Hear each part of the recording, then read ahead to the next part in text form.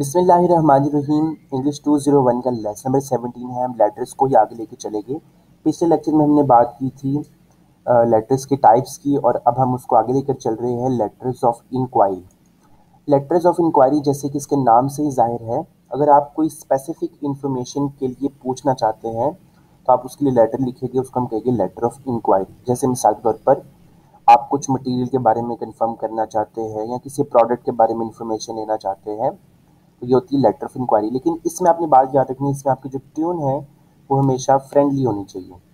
तो इसमें आमतौर पर कई दफ़ा इनफॉर्मेलिटी भी आ जाती है, लेकिन सेमी इनफॉर्मेलिटी जैसे कि हमने पिछले चैप्टर्स में जिक्र किया था वो आप लेकर आए। क्योंकि जब आप किसी से इंक्वायरी कर रहे हैं फॉर्मल तरीके से, हालांकि आप एक क्लाइंट के तौर पर है, तो इस केस में एक बुरा इंप्रेशन पड़ेगा। आपको इंक्वायरी करते वक्त फ्रेंडली नेचर रखना पड़ेगा।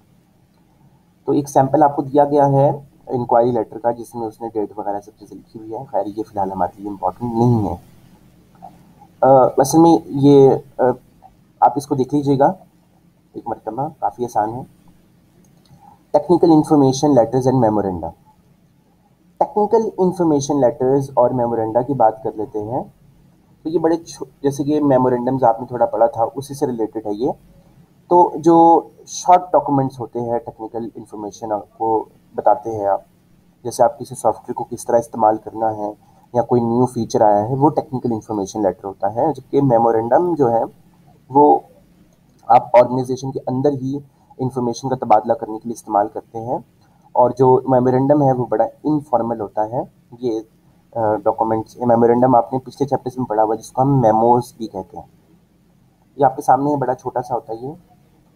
Reference and letters of recommendation. तो सबसे पहले हम लेटर्स ऑफ रिकमेंडेशन देख लेते हैं, फिर हम रेफरेंस की बात करेंगे। लेटर ऑफ रिकमेंडेशन ये होता है कि आपने कहीं जगह पर अप्लाई किया था, तो अप्लाई करना है, तो आप चाहते हैं कि अप्लाई करने से पहले आप कुछ बंदों से कुछ लेटर्स ऑफ रिकमेंडेशन ले लें, यानी वो आपको रिकमेंड करे कि हाँ यार ये बंदा इस जॉब के लिए ठीक है। तो आपके अंदर वो क्वालिटीज़, वो करेक्टरिस्टिक्स, वो कैपेबिलिटीज़ देखे और वो उनको रिकमेंड करे। ठीक है। तो आमतौर पर जो आप जॉब करने जाते हैं वहीं पर एक रिकमेंडेशन, एक बोर्ड होता है जो आपको रिकमेंड करता है, या फिर वो नॉन रिकमेंड करता है जॉब के लिए। उसके बाद आपकी जॉब कंफर्म होती है। तो ये होते हैं रिकमेंडेशन लेटर। जबकि रेफरेंसेस ये होते हैं कि आप कोई एडमिशन लेना हो, कोई ग्रांट करनी हो, कोई एम्प्लॉयमेंट प्रोसेस हो, तो उसमें आप रेफरेंस बताते हैं।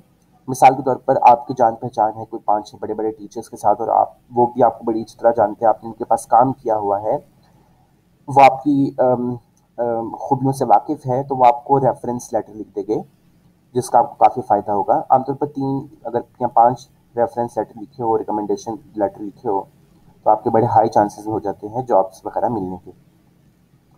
तो लेटर्स ऑफ रिकमेंडेशन के बारे में कुछ मैं आपको बता दूं कि उसको हम कैसे ऑब्टेन कर सकते हैं। तो लेटर्स ऑफ रिकमेंडेशन जो है वो ज़ाहिर एक ख़ास बोर्ड होता है, वही आपको रिकमेंड करता है आपकी एबिलिटीज़ को देखकर। कुछ गाइडलाइंस हैं लेटर ऑफ रिकमेंडेशन या रेफरेंस रिक्वेस्ट करने के लिए। अगर तो पॉसिबल हो तो कम से कम 2 बंदों से आप ये ज़रूर काम करवाएं। रेफरेंस लेटर्स आपके बनने होने चाहिए।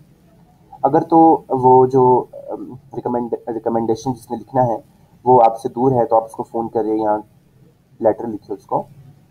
ठीक है। ईमेल वगैरह के ज़रिए उसको ना कहे करने के लिए ये काम। अगर तो वो आपको जानता नहीं है तो फिर उसको ईमेल वगैरह करने की कोई ज़रूरत नहीं है। ये इंपॉर्टेंट बात लिखी हुई है कि जब तक आप उसको सही तरह जानते ना हो तब तक आपने उसको कॉल वगैरह नहीं करनी। इस चीज़ का आपने ख्याल रखना है।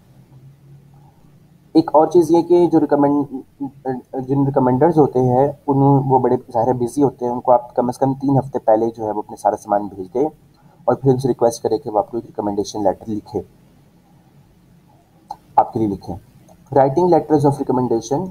अगर आपने रिकमेंडेशन लेटर लिखना है तो वो कैसे लिखेंगे, तो उसमें जो इंडिविजुअल है उसके बारे में सारी इन्फॉर्मेशन और उसकी पॉजिटिविटी बताई गई होती है। तो उसकी कुछ गाइडलाइंस है वो समझ लें। वो कह रहा है कि in most cases agree to write a letter of recommendation only if you can honestly write a supportive letter. अगर आपको कहा जाए कि आप रिकमेंडेशन लेटर लिखे तो उसी वक्त लिखे जब आप एक सपोर्टिव लेटर लिख सकते हैं। उस केस में ना लिखे जब आप खामियां वगैरह बताना चाह रहे हो। और जिसका लेटर लिखना है उसकी सीवी करंट रिज्यूम क्या है, उसकी उसकी डिस्क्रिप्शंस क्या है, उसकी पोजीशन कहाँ कहाँ उसने काम किया हुआ है, इस सब चीज़ें आप उससे एक दफ़ा कंफर्म कर दें। एक पेज से ज़्यादा लंबी ना लिखे जिसमें 3 या 4 पैराग्राफ्स हो। इंशाल्लाह अगले लेक्चर में हम मिलेंगे जिसमें हम बात करेंगे राइटिंग डायरेक्ट रिक्वेस्ट की। तब तक के लिए अल्लाह हाफ़िज़ व नासिर।